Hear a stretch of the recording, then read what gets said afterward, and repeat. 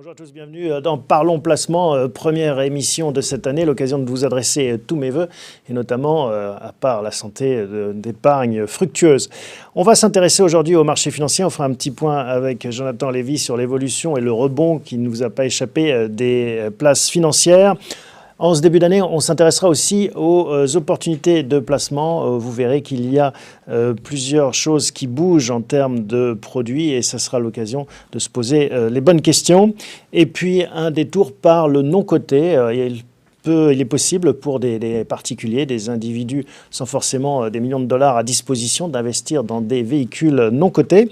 Et on terminera par une SCPI consacrée à la santé que viendra nous présenter un représentant d'Amundi. Voilà, c'est Parlons Placement, c'est votre émission. Je rappelle, pour information et pour mémoire, que vous pouvez retrouver en replay cette émission en podcast sur toutes les plateformes dignes de ce nom. A tout de suite, on commence avec les marchés financiers.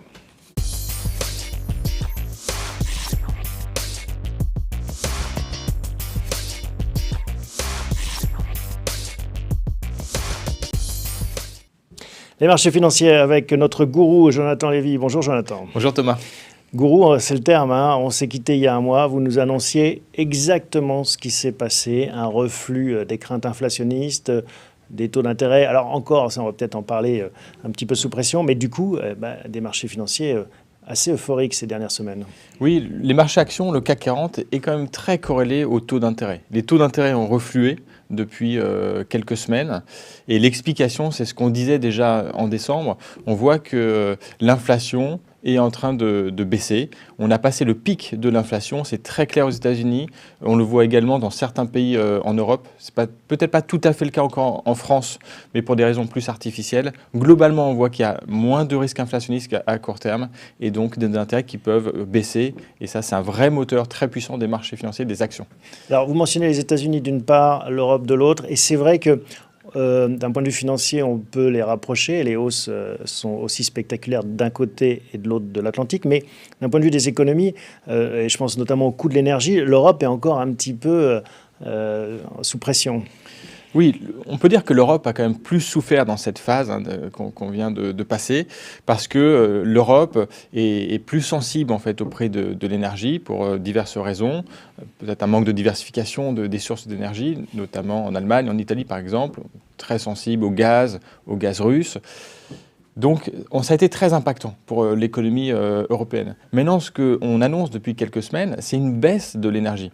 J'ai ramené un graphe. Si on va voir, on peut le voir, c'est très plusieurs flagrant. graphes qui sont assez intéressants, enfin très intéressants même, on peut dire. On va les découvrir.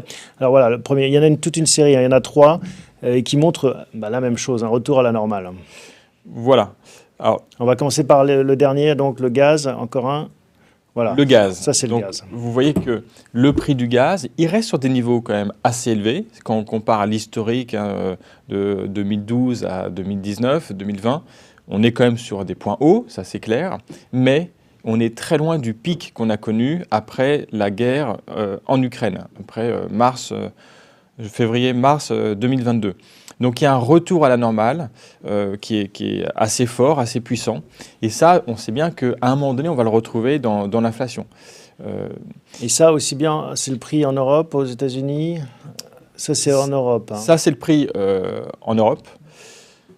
Alors, on va voir les autres graphiques aussi, parce qu'on en profite, on les a vus défiler, avec ce retour aussi. Alors, à la normale, dans la fourchette haute, hein, mais quand même, la tendance est baissière sur ces... Alors là, c'est carrément un retour à la normale, on peut le dire, sur le fret maritime. On avait beaucoup parlé en 2021, je ne sais pas si vous vous souvenez, Thomas, qui était annonciateur des problèmes, des goulets d'étranglement qu'on avait dans l'industrie, qui est annonciateur aussi de l'inflation.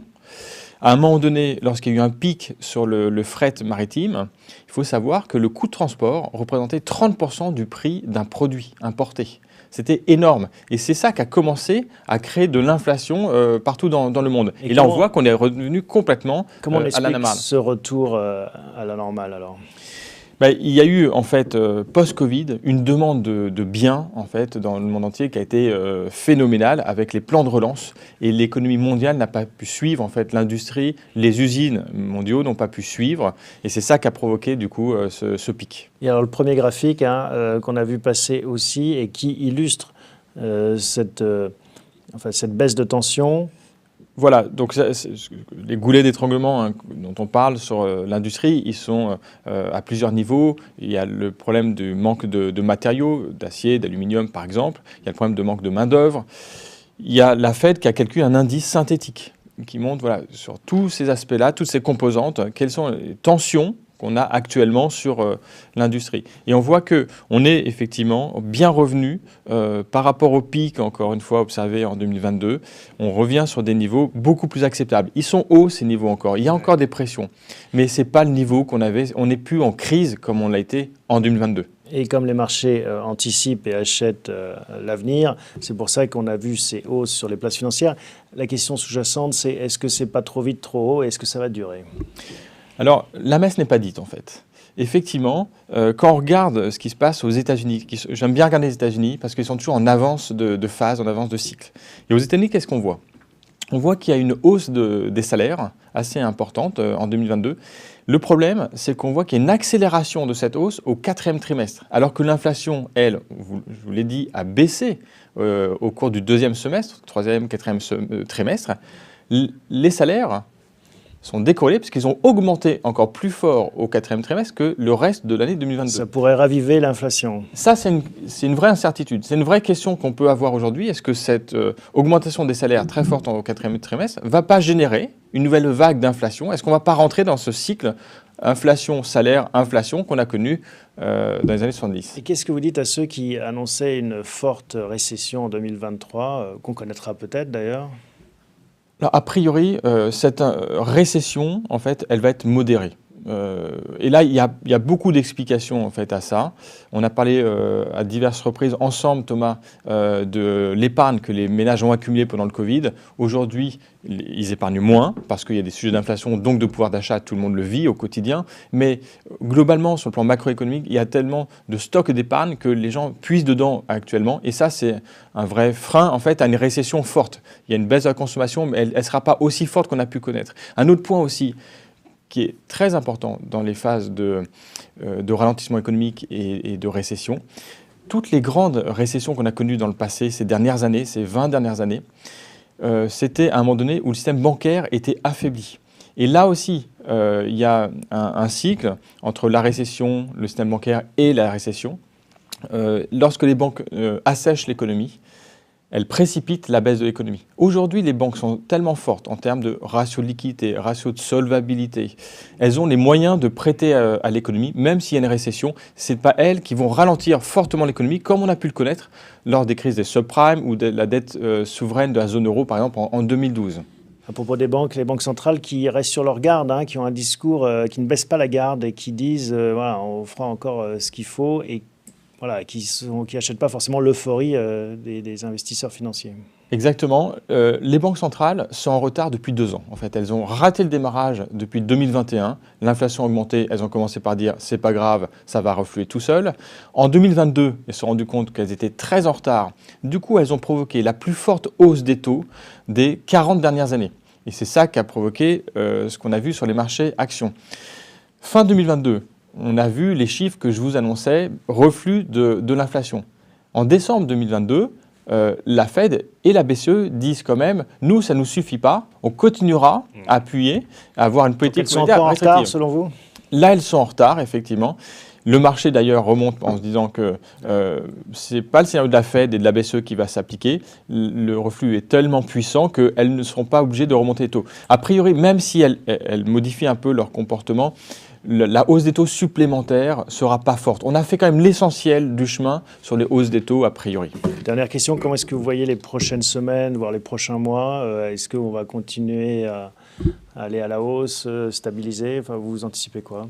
Alors, sur les marchés actions européens, on est encore un peu en retard sur la hausse. C'est pour ça qu'il y a beaucoup de vert en ce moment. Les valorisations sont en retard.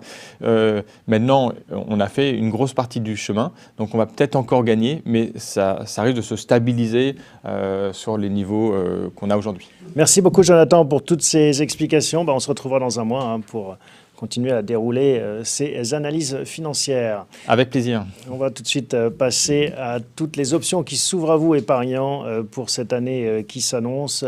Dans quoi investir en ce début 2023 ?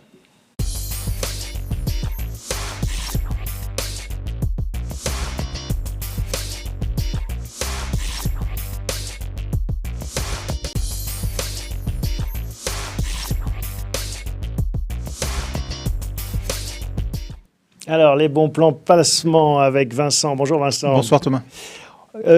En 2023, c'est toujours au début de l'année, on se pose la question de ces bonnes résolutions. Et c'est vrai que pas mal de choses ont bougé d'un point de vue de l'épargne. Et c'était l'occasion de faire un petit bilan avec vous. On va décomposer ça avec les grandes thématiques classiques de l'investissement, si vous en êtes d'accord. Les produits de taux, les actions, l'immobilier et puis peut-être les liquidités. Alors, on commence par le taux, parce que c'est ce qui a bougé le plus ces dernières semaines, ces derniers mois. Tout à fait. En plus, le retour de la hausse des taux et de l'inflation. Et le retour, j'ai envie de dire, des fonds en euros, puisque la plupart des épargnants français, notamment en assurance vie, ont suivi ces dernières années la désaffection qu'on peut avoir pour le fonds en euros. C'est un peu le retour du fonds en euros. C'était peut-être un peu imprévisible. Enfin, en tout cas, c'est surprenant. Aujourd'hui, on voit que les fonds en euros commencent à remonter. Alors, ce qu'il faut comprendre, c'est que, déjà, ce qu'on constate, c'est que les taux vont plutôt tourner autour de 1,8, 2% en moyenne pour les meilleurs, 2,50 pour les meilleurs. Les performances commencent à sortir.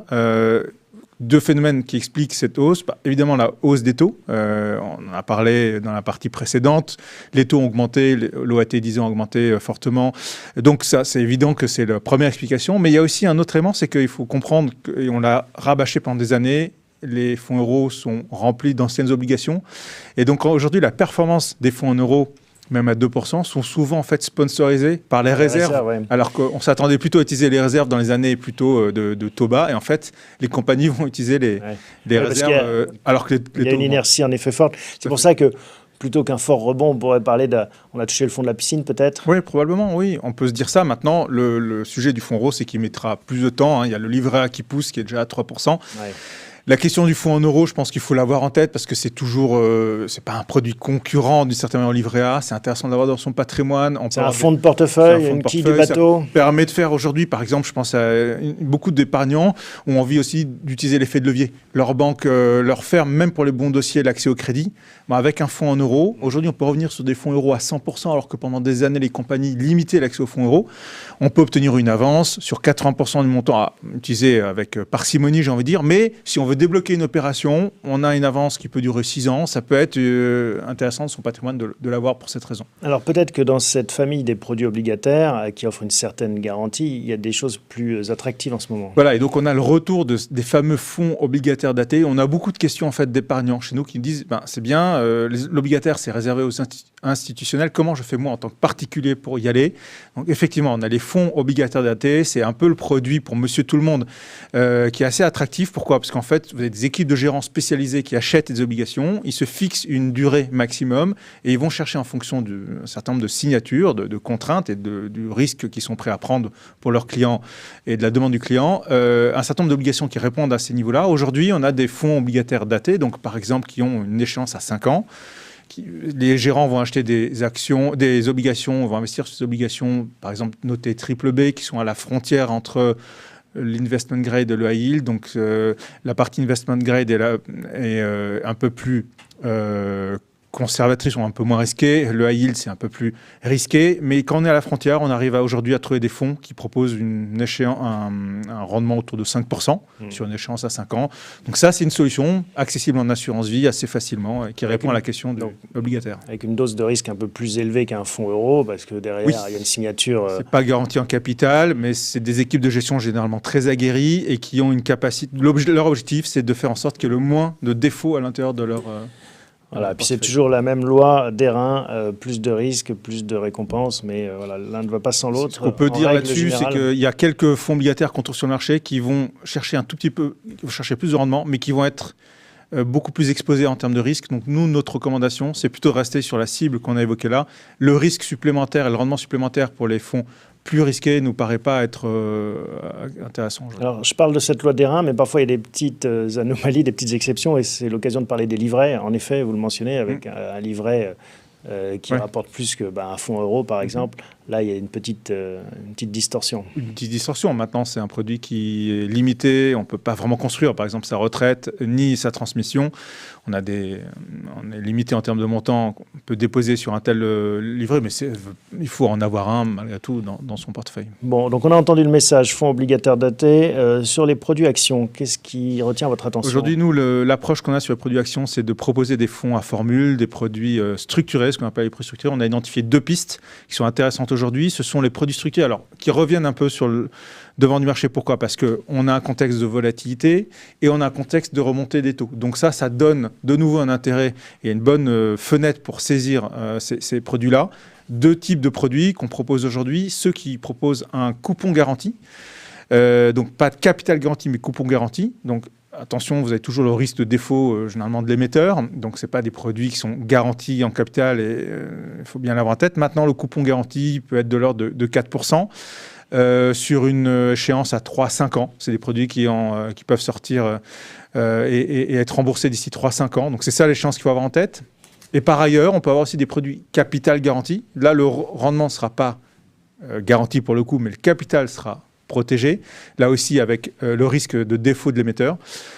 Bien regarder qui est l'émetteur. Et là, on est sur des coupons de l'ordre de 2,5%. Et on pense qu'aujourd'hui, ça peut être tant intéressant pour les épargnants, le grand public, que pour les trésoreries d'entreprise, notamment sur les solutions de capital garanti à 2,5%. C'est une solution pour absorber une partie de l'inflation sans prendre de risques démesurés sur ses excédents de trésorerie. Voilà, vous l'avez mentionné, hein, la difficulté de ces produits structurés, c'est la signature de l'émetteur. Il faut avoir des bonnes maisons pour prendre le moins de risques possible. L'immobilier, ça c'est aussi une de nos spécialités, l'épargne immobilière. Donc ça, on regarde évidemment de très près. Alors, première catégorie de produits dans l'immobilier, ce qu'il faut dire déjà, c'est que oui, on a en tête, et les épargnants, le grand public, sait très bien qu'on est plutôt sur une pression à la baisse des valorisations sur le marché. Et ça, tout secteur confondu, les résidences pour les particuliers, alors, les bureaux, les commerces. En tout cas, c'est ce qu'on peut anticiper, c'est ce qu'on commence à constater. Et c'est une corrélation de la hausse des taux. C'est lié à la hausse des taux, c'est attendu. Maintenant, on voit que la hausse des taux est peut-être derrière nous, donc peut-être que cette stabilisation des valeurs va par définition s'arrêter et qu'assez vite, on va repartir sur une dimension de remontée des valeurs. Mais ce qu'on peut dire, en tout cas, si on passe par les produits d'épargne immobilière, il y a deux catégories, hein, c'est les SCPI. Les SCPI ont une résilience très forte. C'est assez intéressant de voir que, par exemple, quand on est investi sur des SCPI, on est investi sur un tel grand nombre d'actifs généralement. Par ailleurs, il y a des éléments mécaniques aux SCPI dans leur construction qui font qu'en fait, elles amortissent les baisses. Donc aujourd'hui, on voit que les SCPI ont plutôt tendance soit à stabiliser leur valeur, soit même certaines à revaloriser. Là, c'est l'approche un peu sectorielle qu'il faut avoir. On va parler juste après du nouvel SCPI santé de chez Amundi. On a vu qu'en fin d'année, courant 2022, il y a 3 SCPI sur le marché SCPI santé qui ont revalorisé, donc ont augmenté leur patrimoine. Donc notre approche, c'est plutôt de dire il faut y aller secteur par secteur. Il y a certains secteurs qui sont un peu en dehors de ces enjeux de baisse de valeur parce qu'elles ont des modèles économiques, mais également des perspectives long terme qui font que leurs actifs se valorisent. Et deuxième grande catégorie, les SCI. Et les SCI sont... Alors là, il y a deux catégories ici. Alors, j'ai oublié de le dire, sur les SCPI, on constate que le taux, c'est plutôt 4,5. Là, les premières annonces ont été faites. Et on a vu encore cet après-midi des performances qui ont été annoncées autour de 5%, voire supérieures à 5%. Et sur les SCI, il y a deux catégories. Il y a des SCI qui, en moyenne, la performance 2022 qu'on commence à observer, c'est plutôt 3,5. Maintenant, il y a une catégorie de SCI qui, donc c'est quoi ? Je rappelle un peu, les SCI, c'est l'idée d'aller investir par l'assurance vie uniquement, sur une multitude de produits immobiliers. Et par exemple, la SCI que propose Prémalliance Immotrend, c'est une SCI de SCPI. Elle a délivré une performance proche des 4%, juste un peu en dessous, alors que parce qu'elle est investie essentiellement en SCPI, et comme on l'a expliqué, les SCPI ont une résilience très forte. Lorsqu'on est sur des SCI qui investissent directement dans l'immobilier, là, il y a l'effet en fait, de valorisation qui est perçu plus directement dans le produit, donc on est sur des performances un peu plus basses. Mais bon, c'est des produits de détention de long terme, et donc on est très confiant sur l'avenir de ces produits-là et du rendement. On n'a pas évoqué le private equity, est-ce que vous voulez en dire un mot ? Oui, alors il y a deux types d'investissements dans le private equity, en tout cas sur la partie immobilier. Donc ça, nous on est en train de faire une étude pour voir un petit peu ce que donnent les performances des fonds, en tout cas des solutions de private equity immobilier qui ont été proposées ces derniers temps. On sera en mesure, je pense, au prochain numéro de donner un petit peu le bilan. On fera un focus plus détaillé. Ce qu'il faut avoir en tête, c'est que c'est des produits très long terme et qui, une fois que ces produits ont passé leur phase d'investissement, donc les premières années, après, on est en mesure de voir un petit peu ce que ça donne. Et a priori, comme on est sur vraiment une logique long terme, il n'y a pas de mauvaise surprise à attendre de ce côté-là. Alors, on va voir le tableau que vous nous avez apporté qui récapitule bien tout cela et surtout qui fixe les idées sur les espérances performance, de rendement des différentes catégories. Ouais.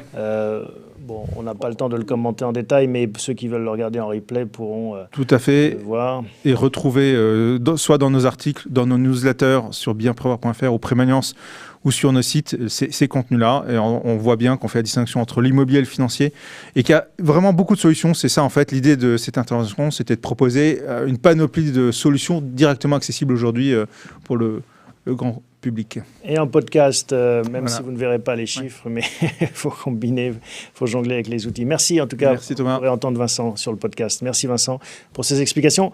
On va s'intéresser aux non-cotés dans la séquence qui arrive.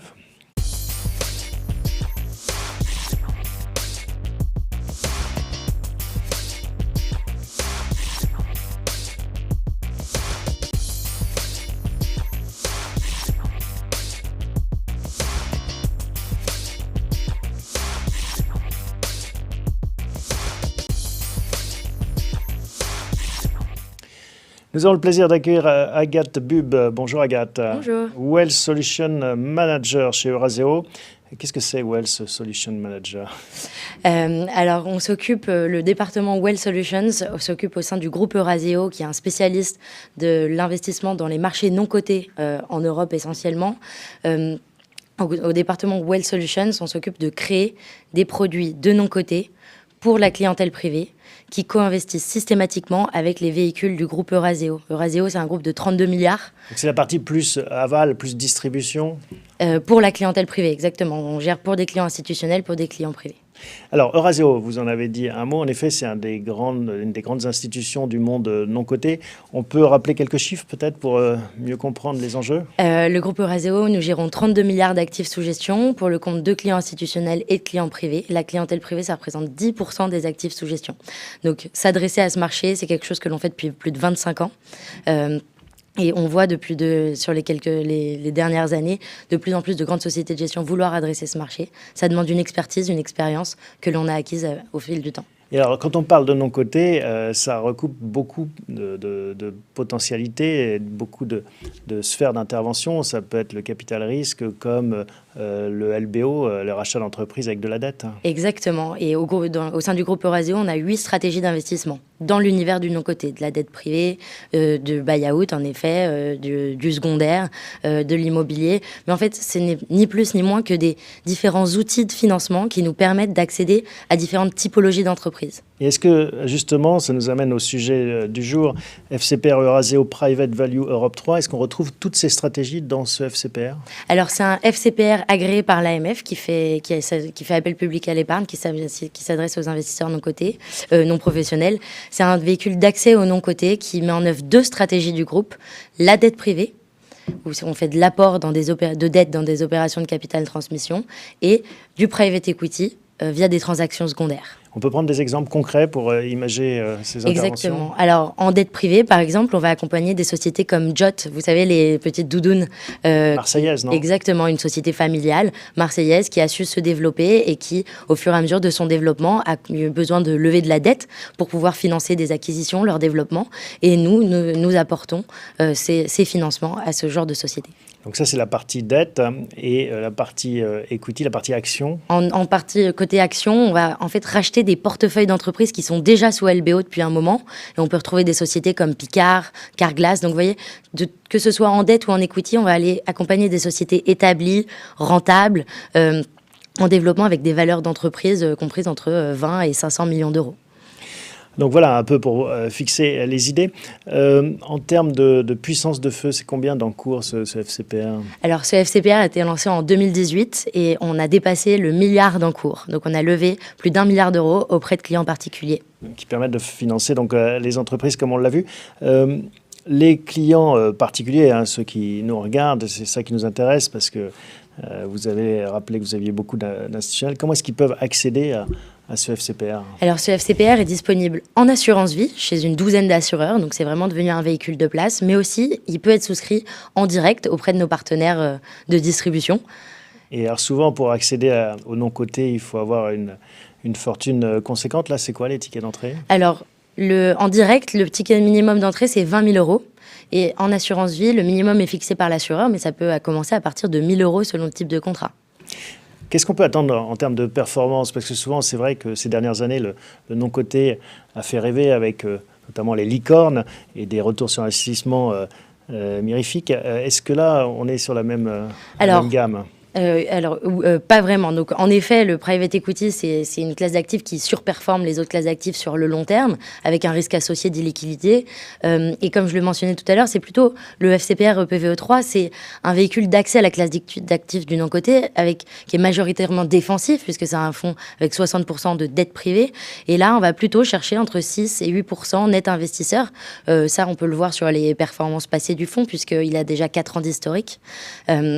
Et donc, on va plutôt aller chercher un véhicule qui va avoir une valeur liquidative qui va augmenter tranquillement, mais qui ne va pas faire du 15%. On va avoir un fonds qui a pour objectif de rester autour de 7%. 7% donc d'objectif net pour l'épargnant. Vous parlez du risque, quelle dose de risque Alors, on reste dans l'univers du non-coté, donc il faut quand même avoir toutes les notions de risque associé, de perte en capital ou d'illiquidité en général. Mais depuis l'entrée en vigueur de la réglementation PRIIPs au 1er janvier 2023, l'échelle du risque du fonds, le SRI, est passée à 3 sur 7. Il y a 7 marches et vous êtes sur la catégorie 3, 1 étant le moins risqué. Exactement. C'est vraiment cet objectif d'accès au non-coté avec un profil défensif, puisque comme ça, on est sur un fonds qui va être très très diversifié sur 150 sociétés, qui va avoir une volatilité qui est quasi nulle par rapport sur les 2 dernières années, par rapport au marché financier, ce qu'on a vu. Et donc du coup, c'est vraiment ce qui nous a permis d'abaisser l'échelle de risque. Alors l'autre enjeu du non-coté, vous l'avez mentionné, c'est la liquidité. En effet, sur les marchés financiers, on peut acheter et vendre au quotidien, heure par heure. Sur un marché non coté, c'est plus compliqué. Comment est-ce que vous garantissez ou quelle solution vous proposez pour les épargnants ? Alors, ce fonds, c'est toute la particularité de ce fonds, c'est qu'il a été lancé en 2018 et vous voyez, on peut encore y souscrire toutes les semaines. Il y a même une valorisation hebdomadaire. Pourquoi ? C'est parce qu'au lieu d'avoir une durée de vie d'une dizaine d'années, c'est un fonds qu'on appelle ouvert, semi-liquide. Donc, il a une durée de vie de 99 ans, c'est un evergreen, et on peut en sortir tous les trimestres. Donc, il faut avoir... Vous organisez vous-même la liquidité, vous avez une poche consacrée aux sorties éventuelles. Alors exactement, le fonds ne fait aucune distribution. Pour en sortir, il faut demander sa liquidité. Et on a la possibilité de sortir sur 4 fenêtres de liquidité par an. Alors attention, c'est un fonds semi-liquide, c'est pas un fonds liquide. Il y a un délai de traitement entre le moment où on reçoit on demande sa liquidité et le moment où on la reçoit, puisque justement, vous le mentionnez, on est dans le non-coté. Il faut pouvoir savoir combien on va devoir rendre à nos clients avant de le réinvestir. Une dernière question, Agathe. Vous sentez un intérêt de plus en plus grand des épargnants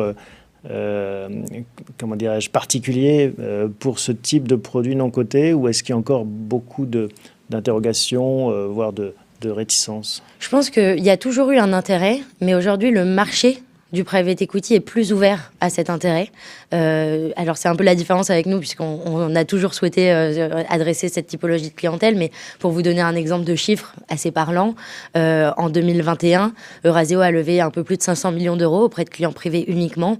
En 2022, nous avons levé plus de 800 millions d'euros dans des fonds qui sont adaptés aux clients privés. Mais y compris des clients plus modestes que les 800 millions d'euros, c'est uniquement sur des FCPR agréés à partir de 10 000 euros ou 20 000 euros d'investissement. D'accord. Donc vous voyez cette sociologie de clientèle et de Français qui s'intéressent au non-coté s'élargir. Exactement. Et puis ce sont les gérants qui se rendent plus accessibles grâce à différents canaux de distribution, l'assurance vie en direct notamment. Merci beaucoup Agathe. On rappelle le nom de ce FCPR Eurazeo Private Value Europe 3. Plus d'infos sur le site. Exactement, merci beaucoup. À bientôt. On va finir cette séquence de Parlons Placement du mois de janvier avec une SCPI lancée par Amundi et consacrée à la santé.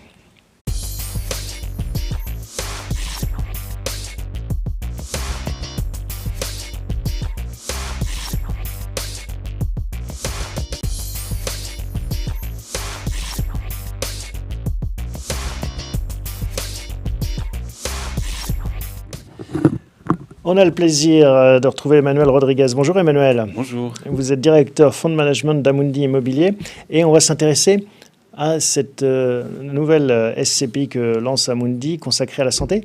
avec une question, n'y voyez pas malice, mais vous avez mis du temps à vous intéresser finalement à cette thématique qui semblait porteuse.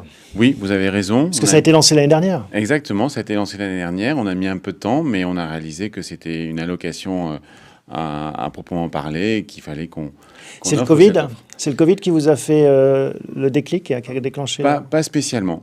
C'est la place que prend dans le marché de l'investissement cette allocation. Alors, concrètement, quelles sont les ambitions et comment est-ce que ça va fonctionner? Parce qu'on est encore au début, hein, quelques millions d'encours, et ça fait que démarrer, mais vous avez une stratégie claire en tête. Oui, alors pour nous, c'est clair, la stratégie, c'est santé. On va investir dans les supports habituels, conventionnels, mais également, on va aller rechercher les nouveaux formats de prestations santé. Alors on va prendre les deux. Alors, voilà. le traditionnel, c'est quoi dans votre esprit? C'est les EHPAD, même si on est en stand-by sur cette classe d'actifs, mais il y a les cliniques, soit de courte durée, soit de moyenne durée, soit les cliniques psychiatriques. Et on va aller rechercher d'autres formats d'hébergement à proximité des hôpitaux, des centres de dialyse, des centres de bien-être. Parce que nous pensons qu'il y a un manque d'offres de ce type de prestations santé. Donc la santé au sens large, on pourrait dire. Exactement, exactement. Vous dites on est en stand-by sur les EHPAD, pourtant on aura toujours besoin d'EHPAD. Oui, mais on a un peu de visibilité sur la pérennité de ce modèle. Ah, vous pensez qu'il y a un risque notamment de réglementation qui pourrait... De réglementation, de prestations qui va avec. Et tant que on ne voit pas un peu où la réglementation nous amène, on préfère pour le moment attendre. Alors, c'est vrai que quand on pense à la santé en termes d'épargne, on pense forcément aux EHPAD. Et on se dit, voilà, quelque chose qui semblait ne courir aucun risque s'est révélé être défaillant. Est-ce que c'est une crainte que vous avez ou des questions qui remontent des épargnants? Je vais dans la santé, mais est-ce que je risque pas d'investir dans le prochain Orpea? Alors, c'est une question légitime. À cela, on peut répondre qu'il faut absolument regarder dans notre recherche d'investissement les marges de l'exploitant. Si on voit que les marges de l'exploitant, parce qu'on est dans du très réglementé, sont faibles, on a danger. Parce que peut-être que, comme dans les EHPAD, il y a eu des abus parce que les marges étaient très faibles et il y avait peu de souplesse au niveau des prix. Donc ce que vous regardez, c'est en effet quel est le degré de liberté des métiers de la santé associés. Avez parce que c'est là où c'est pas réglementé, où il y a le plus de marge de manœuvre et c'est là où l'exploitant peut rendre son activité rentable. Vous avez des exemples en tête L'hôtellerie de proximité est un bel exemple. Combien de fois, pour se préparer, il faut venir un jour ou deux avant. Et après, forcément, à la sortie, il faut de l'hébergement et l'accompagnement aussi. Il y a beaucoup de gens qui accompagnent leurs malades et qui ne savent pas où se loger. Voilà, c'est des activités qui... Et là, qui sont bien sûr moins réglementées, en tout cas pas avec les mêmes réglementations. Exactement. C'est une SCPI qui a une vocation, enfin une ambition de quel ordre? Vous visez quel encours à quel horizon? Alors, l'encours, aujourd'hui, on va rester déjà très français. On vise les 100 millions d'euros pour notre première année de lancement. Donc fin 2023. Voilà, ça c'est notre estimation. En sachant qu'il y a déjà une dynamique, parce que comme c'est l'avantage d'être dans une grande maison comme Amundi, vous avez on a déjà un sponsor. Oui, exactement. On a déjà acheté 2 actifs, un à Montpellier, un autre à Lyon, pour une quinzaine de millions d'euros et on a un peu d'avance. Comment est-ce que vous voyez le marché de l'immobilier? Beaucoup de gens, en effet, annoncent un ralentissement. Vous voyez ça comme une opportunité pour vous? Oui, parce qu'il y a un réajustement des valeurs qui s'est fait et qui peut continuer dans les mois à venir. Et ça, vous le constatez là sur les 2 investissements que vous avez réalisés? Alors, c'était plutôt du 2S 2022 et la... Deuxième semestre. Deuxième 2022 et là, les ajustements se sont faits vraiment en fin d'année. Et là, lorsqu'on regarde les nouveaux dossiers d'investissement, on voit que les nouvelles valorisations, il y a ce décalage qui est vraiment déjà pris en compte dans le marché. D'accord. Donc, si je vous entends bien et en filigrane, on pourrait se dire que c'est le bon moment d'y aller parce que vous allez profiter justement de ce recul des prix immobiliers? Oui, je pense qu'aujourd'hui, parce qu'on a le choix. C'est un bon moment de marché parce qu'avec de l'argent, on peut choisir parmi les meilleurs dossiers et les meilleures rentabilités. En termes de rentabilité, justement, vous avez un objectif? Mais aujourd'hui, on peut garantir de 4% de distribution. Comment est-ce que vous arrivez à le garantir? Mais parce qu'on a déjà acheté. Vous connaissez le résultat. Et on connaît déjà le résultat. Bon, après, s'il y a 100 millions, il va falloir les placer aussi. Et là, on sera un peu pris de court et on verra. Mais pour l'instant, on peut garantir le 4%. C'est quoi l'argument que vous mettez en avant pour un épargnant qui écoute cette émission et qui pourrait le convaincre? Alors, il y a une particularité qu'on n'a pas dite jusqu'à présent, c'est qu'en fait, c'est une joint venture dans la recherche et dans la gestion des actifs que l'on va acheter avec DeltaGer. DeltaGer est une société de gestion qui appartient au groupe Crédit Agricole et qui a une emprise très locale, basée à Montpellier et qui connaît très bien l'activité locale et qui va pouvoir nous accompagner à Amundi, plutôt Île-de-France et étrangers, dans ce déploiement de la collecte. Quand vous dites qu'on va s'intéresser essentiellement au marché français, ça veut dire que vous ne vous regardez pas du tout en dehors des frontières de l'Hexagone? Si on regarde, mais on se rend compte que le marché à l'étranger est pour un acteur étranger, c'est un marché de portefeuille. C'est-à-dire des gens qui vendent un bloc, plusieurs immeubles en même temps, et que tant qu'on n'a pas une taille un peu plus conséquente, il est pour nous un peu audacieux d'aller dans des marchés à portefeuille, puisque pour l'instant, on n'a pas la collecte ni la taille suffisante. Ça viendra, mais peut-être dans un deuxième temps. Exactement. Qu'est-ce qu'on n'a pas évoqué, Emmanuel, qui vous tient à cœur? On n'a pas d'a priori. On n'a pas de stock à gérer. Et donc, l'immobilier, c'est quelque chose qui bouge. Tant dans la prestation qu'offre que dans ses formats. Et donc, avoir des capitaux pour profiter de cette évolution, c'est une claire opportunité pour Amundi. Si on n'a pas évoqué les tickets d'entrée, il y a un ticket minimum? Oui, c'est 250 €. On est dans la pierre papier classique. Donc, Et bien voilà, je pense qu'on a fait le tour, en tout cas, de l'essentiel. Vous viendrez nous raconter la suite de l'aventure de SCPI Amundi Delta Capital Santé. Merci Emmanuel pour toutes ces explications. Merci beaucoup. Merci à vous tous de votre fidélité. On se retrouve dans un mois, même endroit, même heure.